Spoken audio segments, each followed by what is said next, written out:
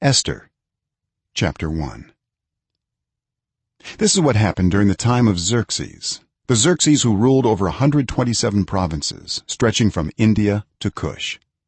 At that time King Xerxes reigned from his royal throne in the citadel of Susa, and in the 3rd year of his reign he gave a banquet for all his nobles and officials.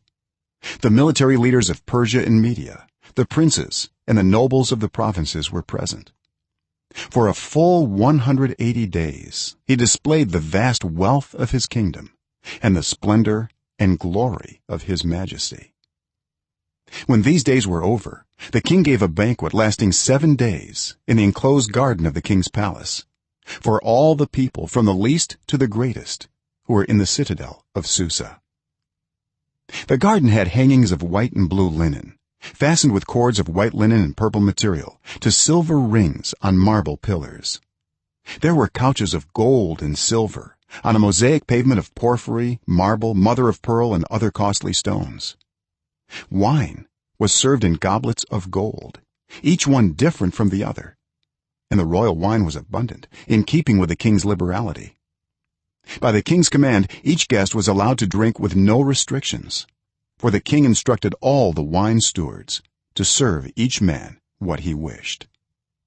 Queen Vashti also gave a banquet for the women in the royal palace of King Xerxes.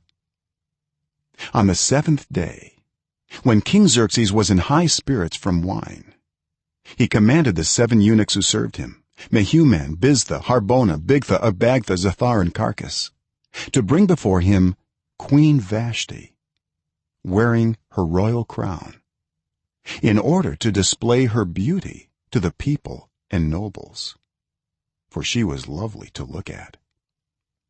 But when the attendants delivered the king's command, Queen Vashti refused to come.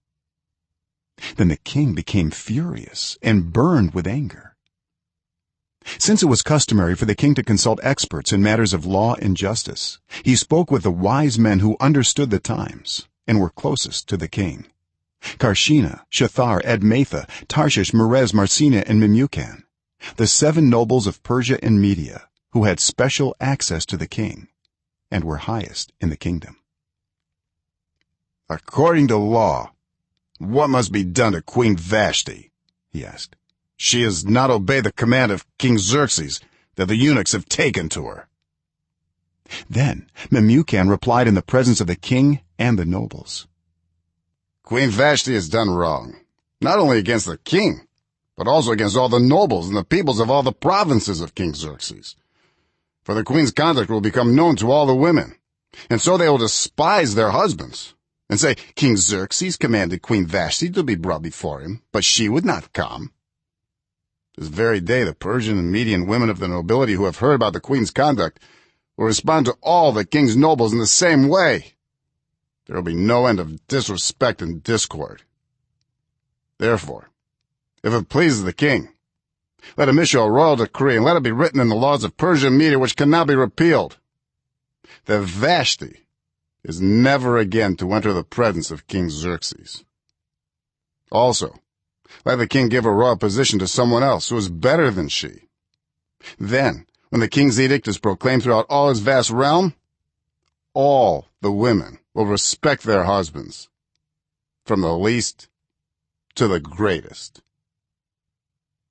The king and his nobles were pleased with this advice, so the king did as Memucan proposed.